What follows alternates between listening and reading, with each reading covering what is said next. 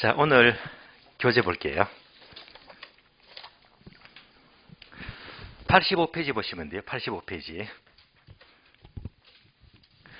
자, 오늘 수업은 수요와 공급을 모두 끝을 내는데 생각보다 좀 까다로울 거예요. 다들 어려워하시더라고요.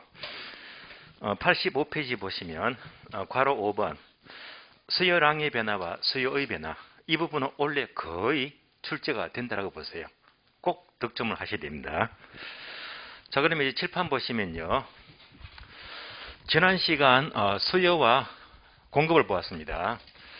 각각 의의와 법칙까지를 보았는데요. 그럼 이제 강의 노트 보시면 1번, 2번 나와 있잖아요. 그럼 먼저 수요에 의의하게 되면 단어 3개 아시죠?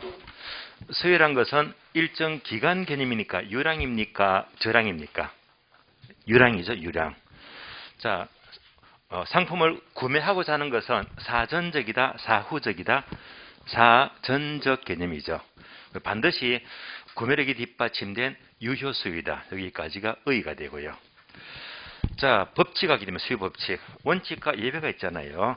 자, 원칙은 비싸면 적게 산다고 했어요. 바로 반비례 법칙입니다.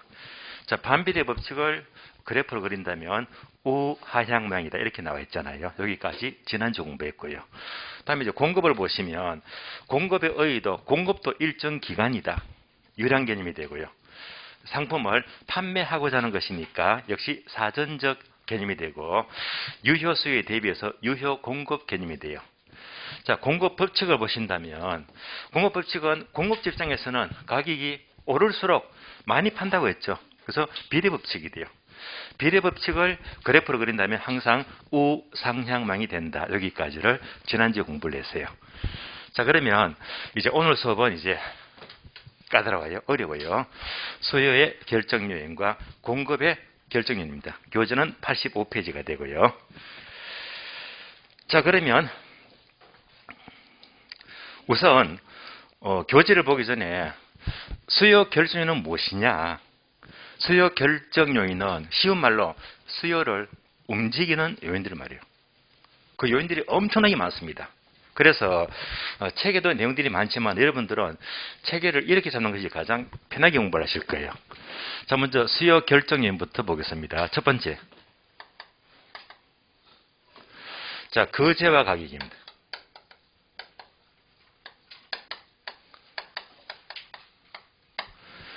강의 노트 그대로 보시면 돼요. 자, 두 번째는 다른 재와 타재와 가격입니다.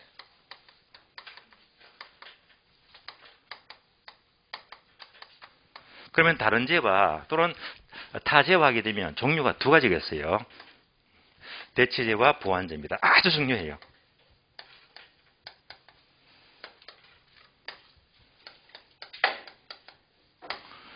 세 번째, 소득도 수요를 움직이더라. 소득. 소득이 나왔다면 소득에 따른 재화의 종류가 두 가지인데요. 바로 정상재와 열등재.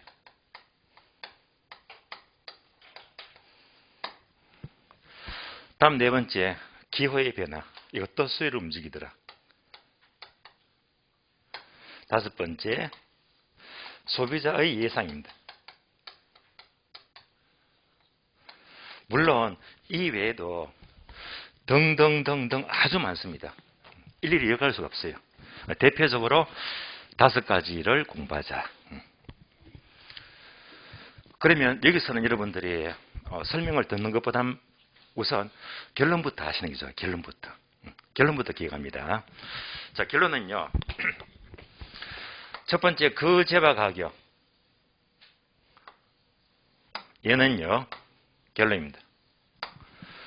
무조건 수요량의 변화가 돼요.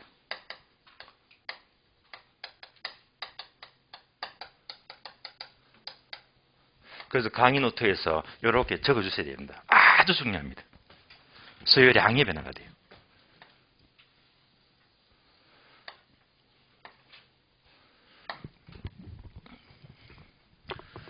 그러면 거래와 빼고 나머지 모든 것들 등등등 포함했어요. 나머지 모든 것들은 수요의 변화가 돼요.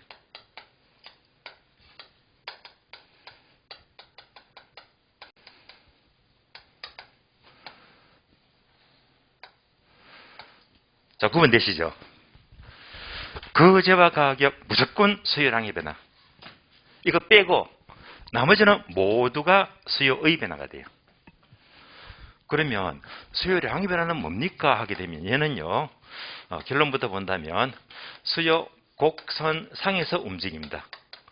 곡선상의 이동이 돼요. 반드시 상자가 들어가요. 곡선상 이동입니다. 반면에 수요의 변화는 곡선상 이동이 아니고요. 곡선 자체가 움직입니다. 곡선 자체 이동이다. 이렇게 보시면 돼요. 결론부터 보았습니다. 이제부터 하나씩 설명을 드리겠는데요. 우선 얘가 얼만큼 중요한지부터 먼저 알아야 됩니다. 제가 중요하다 이 말이 필요가 없는 거예요. 그러면 제가 첫 시간에 내어드린 기출표 있죠. 항상 책에 붙여다니라고 했죠. 기출표. 자, 기출표를 보시면서 얼마나 중요한지 확인해 볼게요. 자, 기출표를 보시면 자, 1번 수요공급 찾으셨죠? 수요공급. 그러면 수요공급에서 까만 세모 두 번째 줄 보시면 자, 수요 결정 요인 괄호 수요량의 변화와 수요의 변화가 5회, 8회, 16회, 18, 19, 21, 29 무려 7번 나왔고요. 자, 대체제 보완제 한 번 나왔고 자, 수요 곡선 이동 이거잖아요. 수요 곡선 이동. 곡선 상이동이 아니잖아요. 수요 곡선 이동. 얘가 4, 7회 때 두 문제, 17, 18, 25, 26, 31. 다음에 까만 세모 수요 공급 결정 요인. 11, 13, 14, 20, 28 다섯 번 나왔잖아요. 엄청 나온 거예요. 자, 참고로 얘는 몇 년마다 거의 한 문제는 빠짐없이 나오는 실정인데 참고로 32에 작년 시험은 안 나왔어요.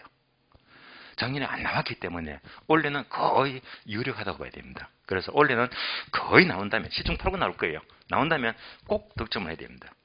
경우에 따라서는 두 문제도 가능해요. 어쨌든 한 문제는 필히 나올 거예요. 예, 중요합니다. 하나씩 볼게요. 거제와 가격은 수요량의 변화이고 곡선상 이동이다. 그럼 예를 들어 볼게요. 자, 거제와 여러분들이 쉽게 이해하기 위해서 거제와를 예를 들면 자, 콜라를 예를 들게요. 콜라. 자, 거제와가 콜라다. 어느 학생이 엄마한테 한 달 용돈 10만 원 받아요. 용돈 10만 원 받아서 이제 콜라를 사 마시려고 합니다. 그럼 이제 그래프를 그려볼게요. 그래프.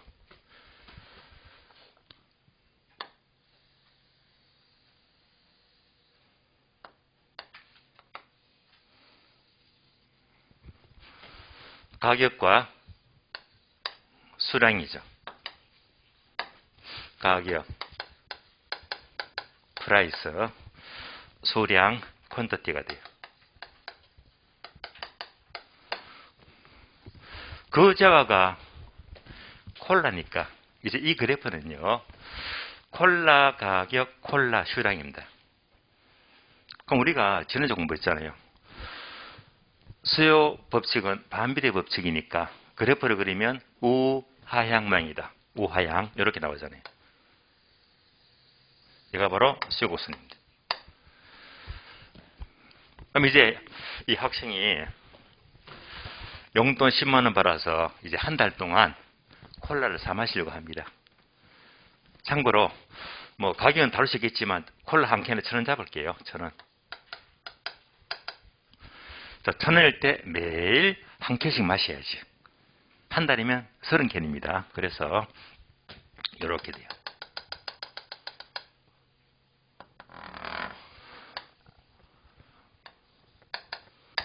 따라서 자, 1,000원일 때 매일 마시자 30캔. 요점을 A점 잡을게요. A점.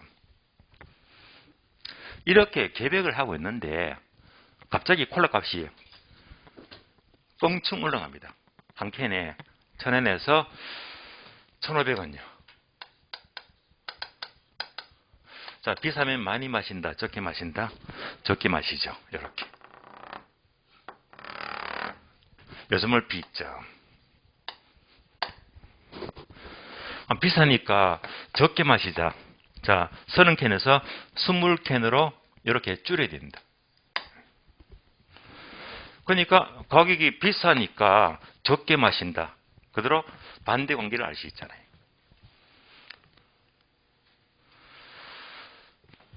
다음에 거꾸로 콜라 값이 싸요. 한 캔에 1,000원에서 500원으로 내려갑니다. 내려가요. 싸니까 많이 사 먹죠. 이만큼 많이 사 먹죠. 요즘은 C점. 콜라가 싸니까 평소보다 이만큼 많이 마시더라. 40캔을 마시자고 했어요. 그래서 비싸면 적게 마시고 반비례 법칙. 가격이 싸면 많이 마신다. 역시 반비례 법칙입니다. 그래서 이걸 전부 다 이으니까 우하향 모양이 되는 거예요. 자, 이제 잘 보세요. 1,000원일 때 A점이죠. A점. 1,500원 올라가니까 B점이다. 변화가 생겼죠. A점에서 B점으로 이렇게 변화가 생긴다. 이렇게 변화가 생겨요. 이런 변화를 가리켜서 수요량의 변화라고 불러요. 얘가 바로 수요량의 변화가 돼요.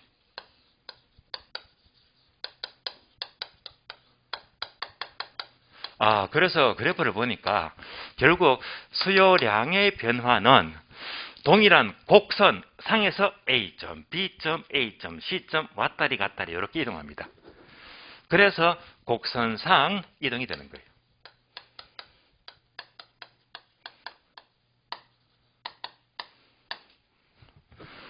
이 말은 다른 말로요. A점, B점, A점, C점 이동이잖아요. 곡선상 이동. 근데 이를 다른 말로 점의 이동이다. 점의 이동이다.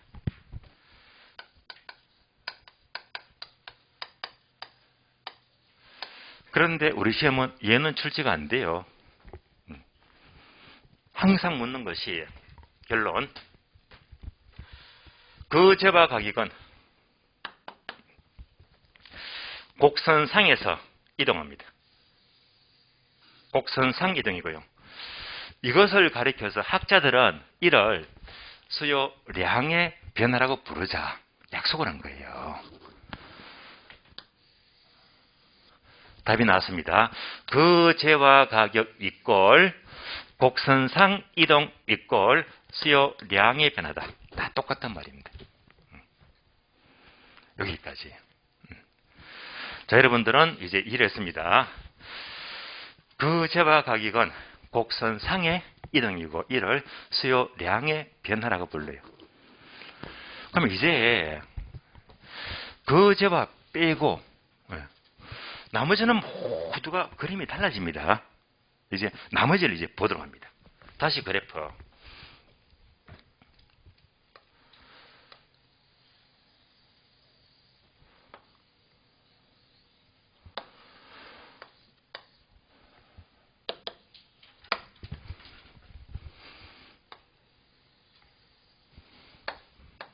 자, 얘를 옮겨왔어요. 그러면 A점이 있고 B점이 있고 C점이 있었잖아요. 요 곡선 자체가 뭘 말하죠? 콜라, 그제와. 이런 이동이 바로 곡선상 이동이고 얘가 바로 수요량의 변화가 돼요. 그러면 이제 나머지를 볼게요. 나머지. 자, 타제화하게 되면 대체제화 보았는데 너무너무 중요해요. 근데 어려워요. 어려우니까 잠시 내려가서 소득부터 먼저 봐요. 왜? 여러분들이 쉽게 이해할 수 있으니까. 소득. 자, 소득이 증가합니다. 증가해요. 그러면 이제 이 학생이 한 달 용돈 10만 원 벌었잖아요. 그런데 이제 설이 열흘 남았죠. 설날에 외손자한테 세배했더니 이제 용돈을 더 주는 거예요. 얼마를 더 줘? 10만 원. 기분 째지죠, 그냥. 소득이 갑자기 20만 원 더블로 늘어났습니다. 이렇게 소득이 늘어나면 평소보다 콜라를 2배나 많이 먹을 수 있잖아요. 2배나. 그러면 이제 얘가 이렇게 크게 늘어나는 거예요. 몇 배로? 2배로, 2배. 한 달에 30캔이면 60개 더블로 먹을 수 있잖아요. 그래서 얘가 이만큼 늘어나는 거예요. D1 이렇게. 따라서 소득이 증가하는 만큼 많이 살 수가 있어요. 그것만큼 수요가 증가합니다. 무슨 이동? 우측 이동. 우측 이동.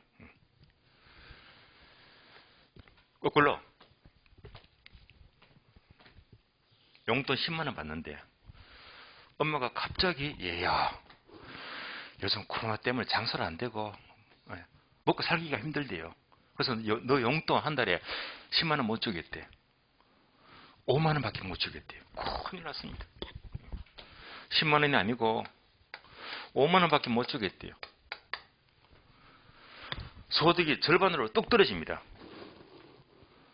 이렇게 소득이 감소하면 평소보다 콜라를 적게 먹을 수밖에 없잖아요. 그러면 이제 평소보다 콜라를 이만큼 적게 먹더라. 이렇게 움직이는 거예요. D2. 따라서 소득이 줄어드는 만큼 평소보다 콜라를 적게 마신다. 수요가 감소가 돼요. 얘는 이제 왼쪽으로 이동했죠. 좌측 이동. 결론. 수요가 증가하면 우측 이동. 감소하면 좌측 이동. 모든 그래프는요. 증가하면 무조건 우측 이동입니다. 감소하면 무조건 좌측 이동입니다. 그러고 보니까 얘는요. 곡선상 이동이 아니라 곡선 자체가 우측으로 좌측으로 이동했잖아요. 이것을 가리켜서 수요의 변화라고 불러요.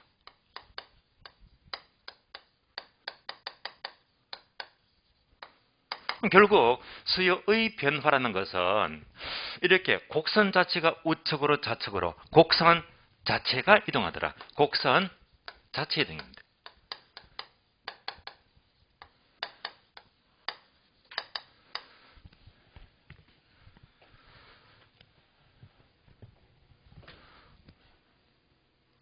그러면 얘는 또 다른 말로 점의 이동이 아니고요. 선의 이동이잖아. 선의. 그래서 얘를 선의 이동이다라고 불러요. 선의 이동이다. 그런데 얘는 시험에 안 나와요. 우리 시험은 항상 얘만 묻더라. 얘만. 그래서 그 제와만 곡선상 이동인데 그 제와 빼고 나머지는 모두가 곡선 자체가 움직이는 수요의 변화가 된다라고 불러요. 자, 그래서 이제 곡선상 이동과 곡선 자체 이동을 비교해서 공부했습니다. 자, 우리는 지금 소득을 공부하고 있어요. 소득.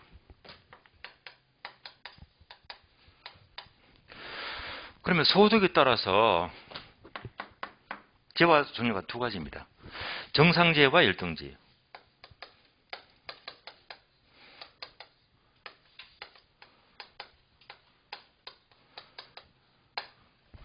여러분이 올해 시험을 반드시 합격을 하시려면 공부를 어떻게 해야 되죠? 아주 정열적으로. 그럼 합격하는 겁니다. 어떻게 공부한다? 아주 정열적으로. 정열 나왔지. 정열.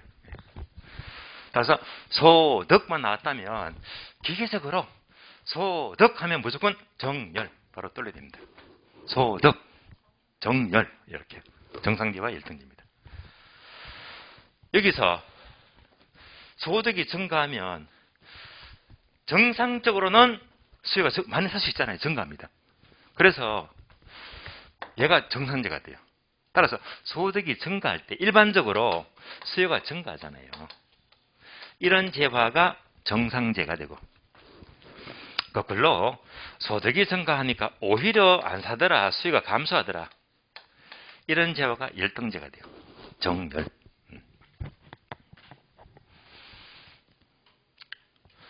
소득이 아무리 증가해도 전혀 관계가 없더라, 전혀 무관하다, 관계가 없는 재화를 중립재라고 불러요. 중립재. 이런 것들은 영향이 없기 때문에 이런 것도 힘이 안 나와요. 그래서 소득 하게 되면 무조건 정열, 정상재, 열등재 떠올리시고요. 예를 들어 볼게요. 정상재, 열등재에 예를 든다면 가장 대표적인 예가 소고기와 돼지고기입니다. 소고기와 돼지고기. 예를 들면 어떤 사람이 월급을 100만 원 받아요. 이러면 너무 적지. 최저임금도 안 돼요. 자, 월급 100만 원 받아서 4인 가족이 생활하려고 해요. 생활에 택도 없어요. 그럼 여러분들이라면 소고기 먹겠어요? 돼지고기 먹겠어요? 제가 보기엔 둘 다 못 먹어요. 100만 원 갖고 어떻게 소고기 먹습니까? 어떻게 돼지고기 먹습니까? 못 먹어요. 돼지 껍데기는 먹을 수 있겠지. 그런데 이 사람이 얼마나 열심히 일했는지 정열적으로 갑자기 소득이 월 100만 원에서 500만 원 올라갑니다. 대박이죠. 형편이 얼마나 좋았습니까? 이때부터는 평소에 못 먹었던 소고기를 마음대로 먹을 수가 있어요. 이런 재가 무슨 재가? 정상재예요. 소고기를 많이 먹는 만큼 평소에 먹던 돼지고기는 상대적으로 적게 먹어요. 그러면 얘는 이제 열등재가 되는 거예요. 그래서 여러분들 오늘 집에 가시면서 학교는 시간에 학교는 선생이 소고기는 정상재라고 하더라, 돼지고기는 열등재라고 하더라, 그러시면 안 돼요. 반드시 정열, 정상재와 열등재는 소고기, 돼지고기 하지 마시고 수요가 증가하면 정상재, 수요가 감소하면 열등재가 돼요. 소고기와 돼지고기는 또 바뀔 수가 있어요. 왜? 다시 이 사람이 능력이 탁월해 가지고 월급이 500에서 월 1000만 원 넘어가는 거예요. 이렇게 보시면요, 맨날 먹던 소고기도 맛이 없어져 버려요. 안 먹어요. 그러면 소고기보다 더 비싼 고기 어떤 게 있죠? 양고기 비쌉니까? 저는 고기를 별로 안 먹어서. 또 어떤 분은 양고기도 하지만은 개고기 하시더라고요. 특히 개고기 중에서도 개 수육이 있죠. 그거 되게 비싸거든요. 그러니까 이제 개 수육 먹으면 또 맛이 좋은가 봐요. 환장하시더라고요. 저는 못 먹지만은요. 이렇게 개고기를 많이 먹으니까 상대적으로 소고기를 적게 먹더라. 이때는 얘도 열등재가 되는 거예요. 자, 그래서 소득에 따라서 정열하게 되면 이때 수요가 증가하면 정상재, 수요가 감소하면 열등재, 이렇게 구분하셔야 됩니다. 그러면 부동산 경우에 부동산은 정열, 어떤 게 정상재고 어떤 게 열등재입니까? 할 수 있잖아요. 자, 소득이 자꾸 늘어납니다. 엄청나. 연봉이 몇 억이야, 몇 억. 그럼 이 사람은 어떤 아파트를 살려고 하죠?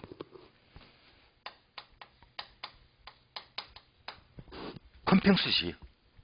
큰 집의 수요가 증가하잖아요. 이렇게 연봉이 몇 억이라 이런 사람들은 10평대 아파트는 찾아보지도 않아요. 그러면 작은 집, 소득이 증가할수록 큰 집을 선호하고 얘는 쳐다보지도 않더라. 정상재가 되고 열등재가 되는 거예요. 자, 이제 소득 하게 되면 어떻게? 곡선 자체가 이동한다. 소득 하게 되면 뭐지? 정열. 이해하셨잖아요. 그러면 이제 자, 나는 이제 정렬 알겠네 하시면 안 돼요. 항상 수요와 공급은 이 내용들을 항상 바로 그래프에다 집어내야 됩니다. 자, 그래프 봅니다. 소득이 증가할 때 수요가 증가하잖아요. 얘가 정상제입니까? 열등제입니까? 정상제. 소득이 증가할 때 수요가 감소합니다. 얘가 무슨 제? 열등제.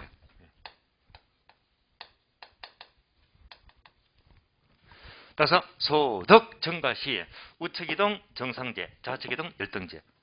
그래프를 보고 바로바로 얘를 정렬 돌려야 됩니다.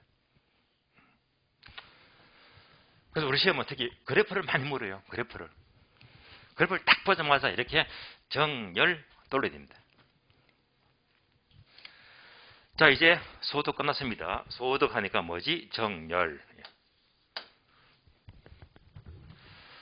자, 이제 타제와 가격 넘어갑니다. 이제 어려워요. 되게 어려워요. 근데 또 중요합니다. 대체제 보완제.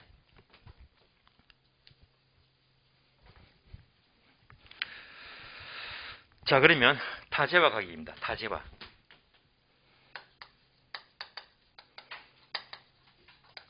자, 다른 제와 하게 되면 크게 두 가지입니다. 대체제와 보완제입니다.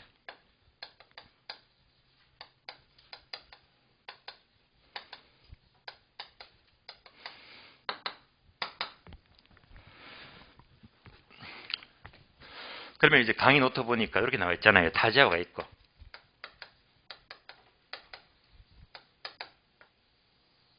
다음에 거제화가 있어요. 이렇게 나오잖아요. 그러면 지금 공부하는 그 재화는 예를 들면 뭐죠? 콜라.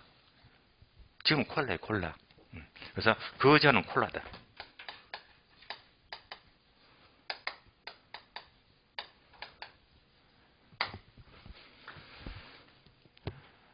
그러면 타 재화로서 대체재와 보완제는 괄로 되어 있잖아요. 괄로.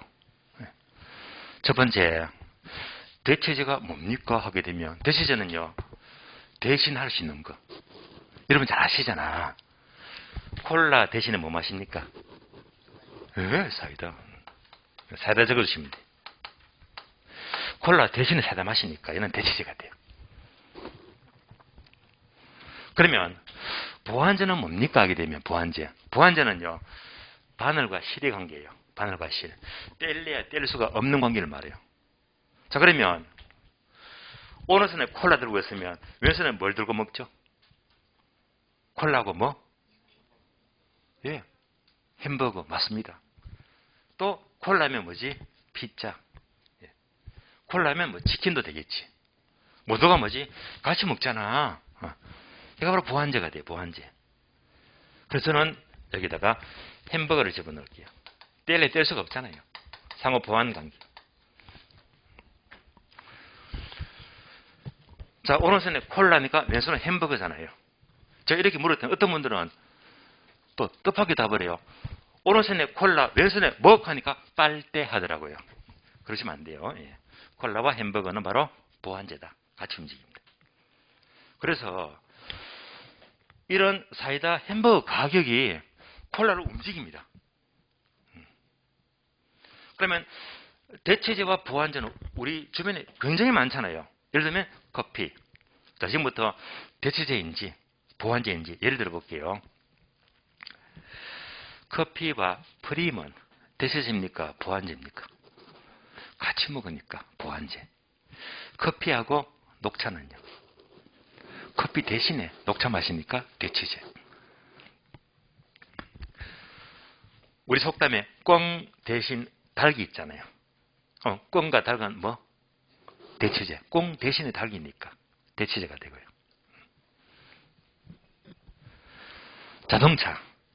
자동차와 휘발유는 같이 움직이죠. 보완제. 사과와 배는요. 사과 비싸면 대신에 배 먹잖아요. 대체제. 소주와 맥주는요.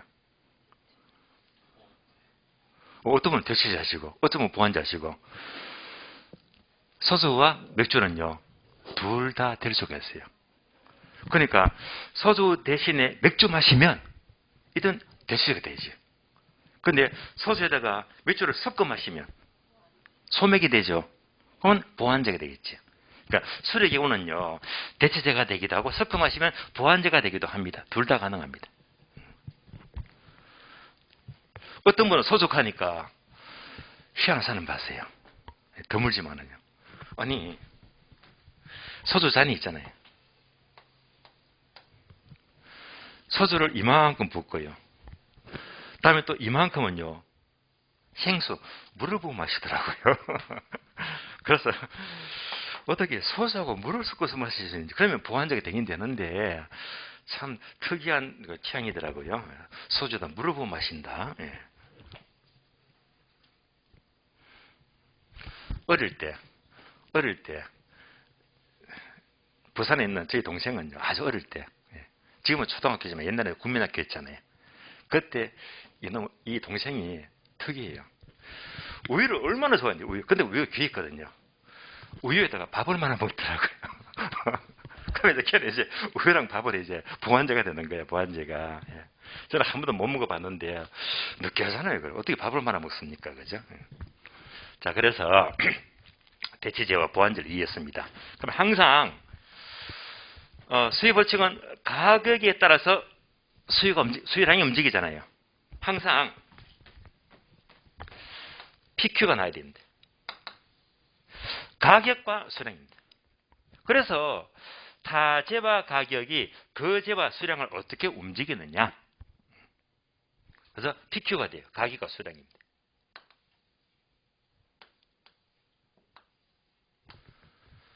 자, 그러면 첫 번째 대체자니까 사이다. 예를 들면요. 사이다 값이 너무 비싸. 그럼 사이다 값이 너무 비싸면 사이다 많이 마십니까? 적게 마십니까? 당연히 적게 마시지. 그러면 사이다는 적게 먹어요. 그러니까 결론. 사이다 값 비싸면 사이다 적게 먹고 대신에 콜라를 많이 마신다. 요겁니다. 당연한 현상이잖아요. 그래서 결론입니다. 결론은 사이다 값 비싸면 사이다 적게 마시고 대신에 콜라 많이 마신다. 반복합니다. 우리 시험은요. 사이다 콜라는 절대 시험에 나옵니다. 왜? 저는 쉽게 하기 위해서 예를 든 것이지. 우리 시험은 그대로 물어요. 어떻게? 대체제 가격이 상승하면 거재와 수요가 증가한다. 얘가 시험 지문입니다. 반복합니다. 대체제 가격이 상승하면 거재와 수요가 증가한다. 자, 화살표를 잘 보니까 같이 움직이잖아. 그럼 비례입니까? 반비례입니까? 비례. 네모되어 있죠? 예, 거기다가 확실하게 뭐라고 적자? 비례관계.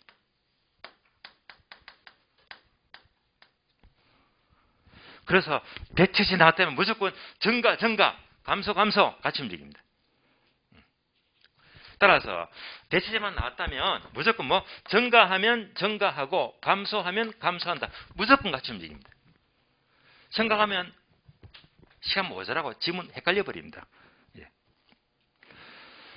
그래서 어떤 지문 보더라도 대체제 가격이 상승하면 거재와 수요가 증가한다. 이제 해석할 수 있잖아요. 대체제 가격이 하락하면 거재와 수요가 감소한다. 바로 속달이 돼야 됩니다. 그래서 수요에서 대체제는 무조건 비례 같이 움직입니다. 그래서 나는 대체제 알았네 하시면 안 돼요. 왜? 항상 그림으로, 그래프로. 그러면 수요가 증가하는 게 대체제 가격 상승입니까? 대체제 가격 하락입니까? 대체제 가격이 상승하면 거재와 수요가 증가한다. 이는 바로 대체제 가격 상승입니다. 대체제 가격이 상승하면 수요가 증가합니다. 그래프가 더 중요합니다. 다음에 좌측이동, 감소. 얘는 뭐죠? 대체제 가격 하락입니다. 따라서 대체제 가격이 하락하면 수요도 감소한다. 그래서 대체제도 뭐지? 곡선 자체가 이동하구나. 그래서 수요의 변화가 돼요.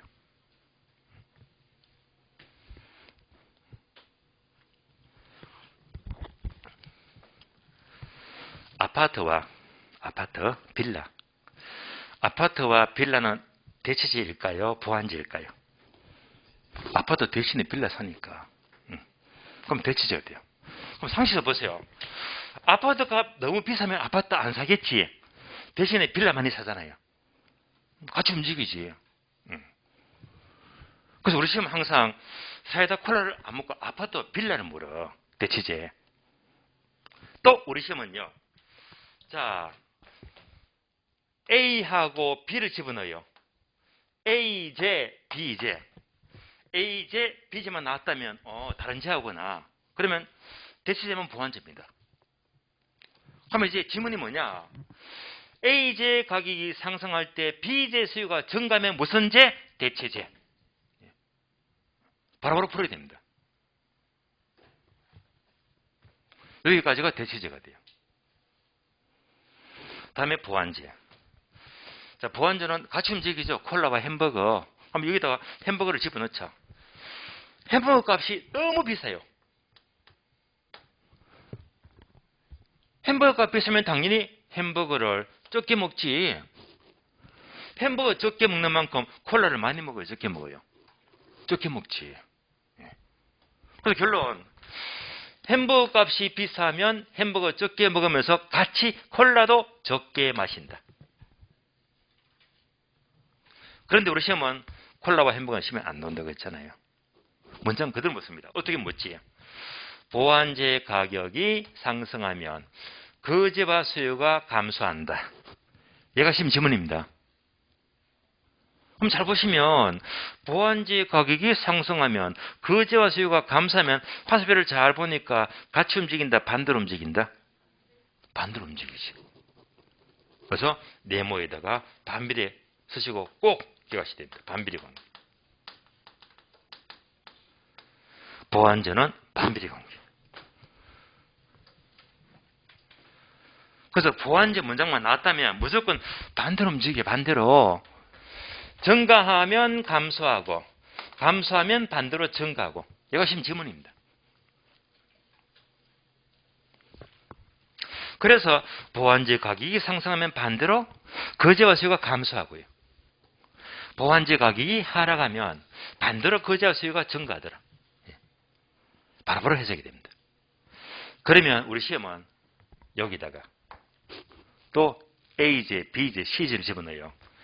A제를 집어넣고 C제를 집어넣어.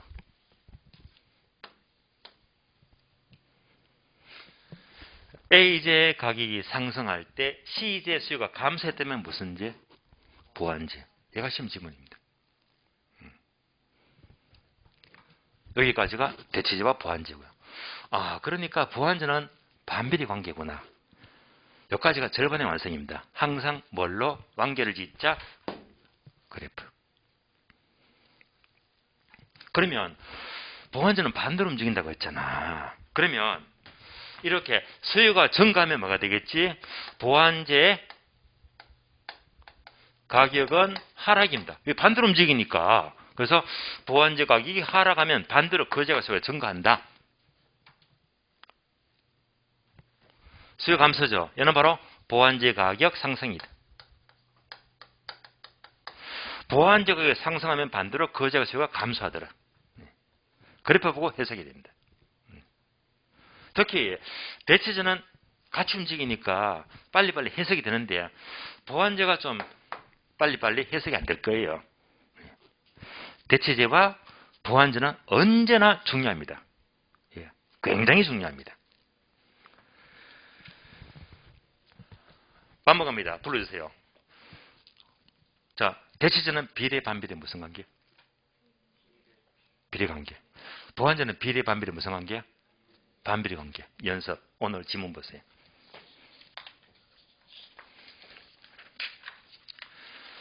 자, 오늘 지문 보시면 총 12개 지문인데요. 3번, 4번 묶어주세요. 3번, 4번. 3번, 4번 묶어주세요. 이제 얘가 전부 다 출제가 자주 했던 문장입니다. 그러면 이제 감이 잡힐 겁니다. 자, A, B가 나오잖아요. A제와 B제. 그 하는 순간 A, B만 나타나면 대체제 아니면 보완제는 묻구나. 감 잡으시고. 다시 3번. A 가격이 상승할 때 B제의 수요가 증가하면 무슨 제? 대체제. 답이 보이잖아요. 대체제. 4번. 대체제 가격이 하락하면 거제와 수요는 증가해 감소해요. 감소하지. 왜? 비례관계니까. 이어서 보완제 가격이 상승하면 거제와 수요는 감소한다. 반비례관계.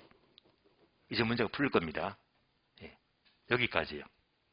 대체제와 보완제는 3번, 4번 지문 힌트로 자주 물으니까 이제 여기까지만 준비하시면 공부가 거의 된 겁니다. 대체제, 보완제. 아주 어려운 거예요. 대체제, 보완제. 자, 이어서 소득 하면 뭐? 정열. 정상제, 열등제. 타제만 뭐지? 대체제, 보완제. A제, B제 관계를 묻잖아요. 대체제는 비례관계야. 보완제는 반비례관계야. 그래서 이 두 가지가 굉장히 잘 나와요.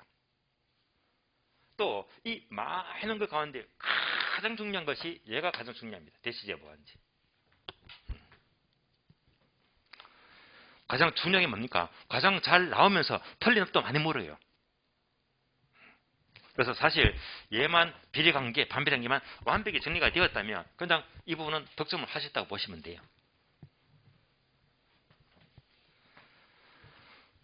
다음에 기호. 자, 기호. 기호의 변화는 뭐냐? 예를 들어 볼게요. 이 학생이 콜라를 마셔요. 매일 한 캔씩. 그러니까 엄마가 걱정합니다. 얘야, 너 콜라 매일 마시면 이 콜라가 몸에 참 안 좋다고 하더라. 너 건강을 생각해서 이제 내일부터 엄마가 당근 주스를 데워줄게. 엄마가 권합니다. 다음날부터 주스를 마시니까요. 얘도 맛이 좋거든요. 예. 근데 기호가 바뀌어요. 기호가 바뀌니까 자, 평소보다 주스를 많이 마시는 만큼 콜라는 적게 먹잖아. 왜? 기호가 바뀌었으니까. 그러니까 주스를 많이 마시니까 평소보다 기호가 바뀐 만큼 콜라를 이만큼 적게 먹더라. 뭐가 움직이지? 곡선 자체가 움직이더라. 그래서 기호도 우리 시험은 거의 나오지는 않지만은 여러분들이 이해를 잘 하기 위해서 또 예를 들어 넣었고요. 다음에 소비자의 예상입니다. 예상. 이때 포인트는요. 예상입니다. 소비자가 예상을 해요. 뭘 예상하지? 앞으로 가격이 오를 거라고 예상합니다. 오른다고 예상해요. 이럴 때 뭐합니까? 사재기를 하지. 사재기. 사재기 하죠. 이 사재기를 다른 말로 가수요.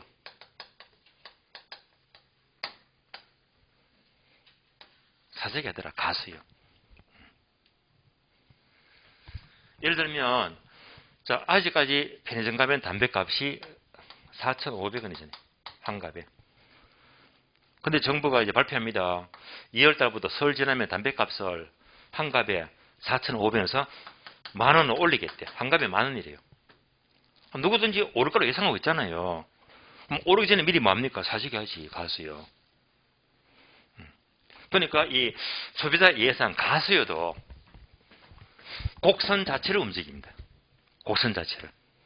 그래서 자, 가격이 오를 거라고 예상하면 미리 이만큼 사재기 합니다.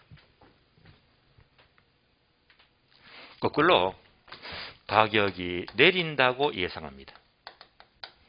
그럼 내리면서 지금 살 필요가 없잖아. 그러면 이만큼 안 산대 말입니다. 따라서 결론적으로 한눈에 비게 되잖아요. 거제와 가격만이 곡선 상이동이고 수요량이 변화가 되고요.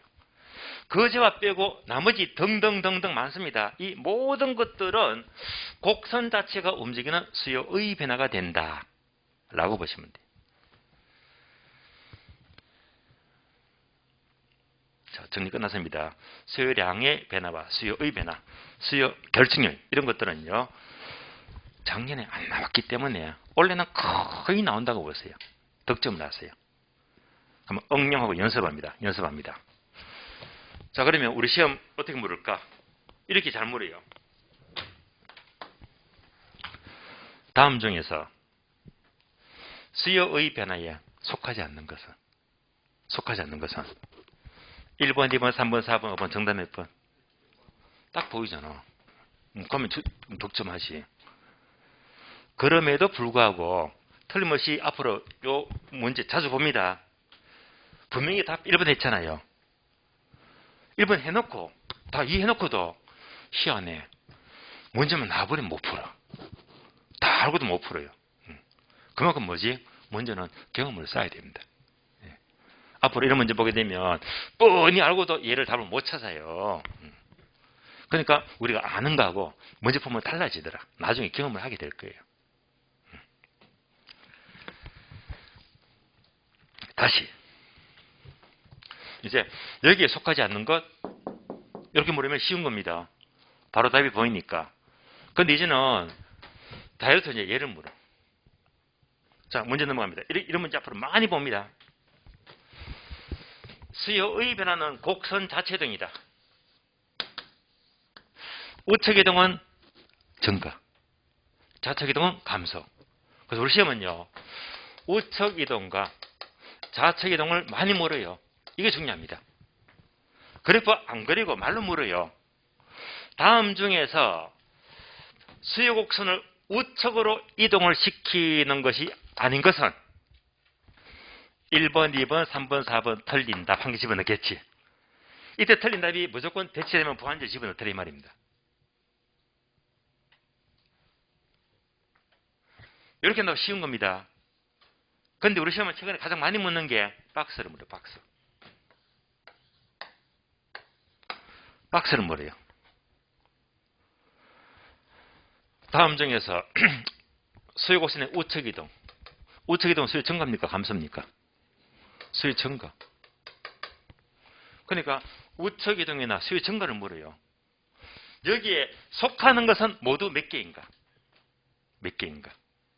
그러면서 이 단어를 마구마구 섞어서 막 집어넣어버려요. 1개, 2개, 3개, 4개, 5, 6개, 심지어 7개 가능합니다. 이렇게 집어넣으면서 우측 이동은 몇 개인가? 개수 찾는 게 있잖아요. 이런 문제가 가장 대표적인 문제가 돼요. 아마 이 틀을 벗어나지는 않을 겁니다.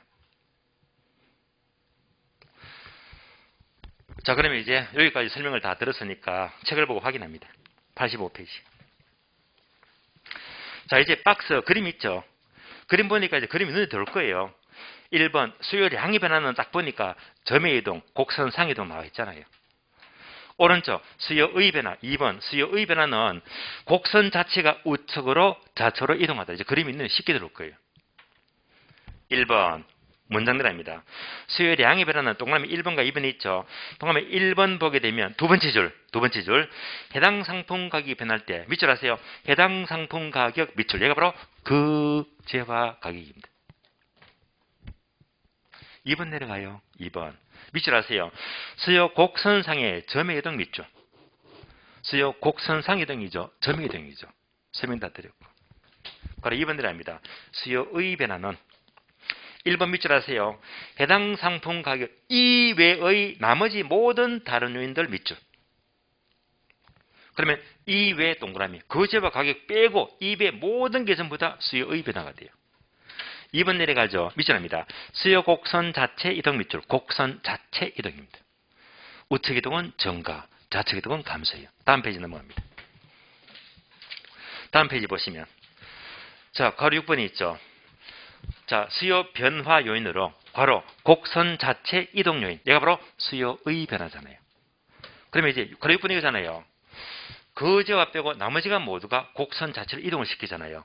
자, 칠판 보게 되면 저는 이런 예를 들었는데 등등등등 했잖아. 등등등. 등등등 우리 책은요. 1번부터 이제 계속 나옵니다. 자, 1번. 소득의 증가. 소득 다음에 무조건 뭐지? 정렬. 정렬. 따라서 1번, 2번. 1번 정상제, 2번 열등제. 설명드렸습니다. 그래서 소득이 증가할 때 수요가 증가하면 정상제, 수요가 감소하면 열등제. 아무런 관계가 없으면 3번 중립제 또는 우리 책은 중간제로 표현되어 있죠. 이런 것들은 시험에 안 나와요. 오른쪽 페이지에 2번 관련 상품 얘가 다재화 가격.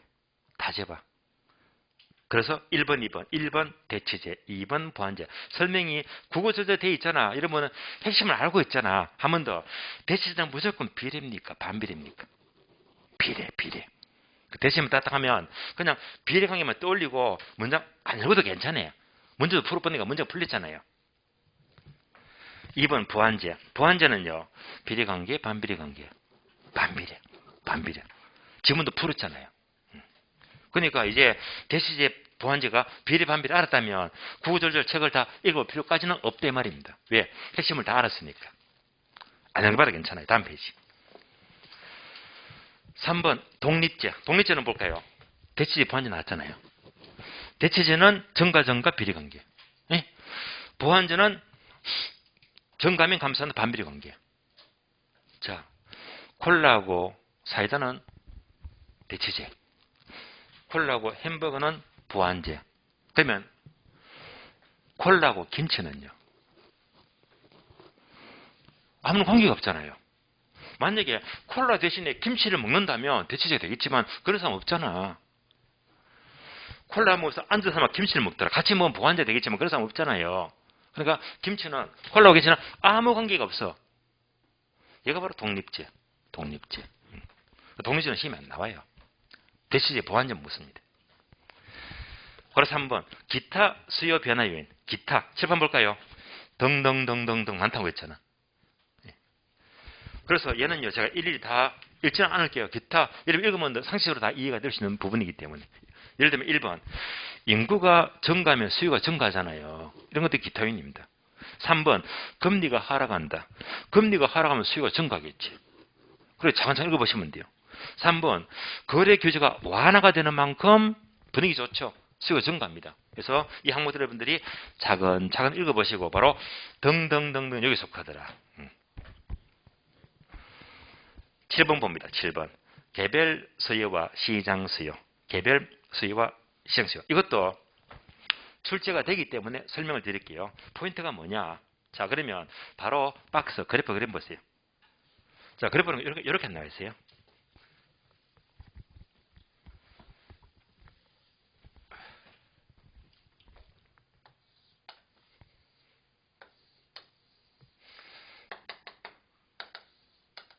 이렇게 나왔잖아요. 그래서 그래프가 3개 나왔는데 개인 A가 있고 개인 B가 있어요. 지금은 두 사람인데 등등등 합치게 되면 10명이 될 수도 있고 1000명이 될 수도 있잖아요. 이걸 다 합한 것이 시장 전체 수요 곡선입니다. 그럼 이제 그래프가 이렇게 나와 있죠. 이렇게 수요는 우하향, 얘도 우하향, 얘도 우하향 이렇게 나와 있잖아요. 자, 그래프 보고 확인합니다. 개인 A는요. 100원일 때 몇 개 사요? 몇 개 삽니까? 3개 사죠.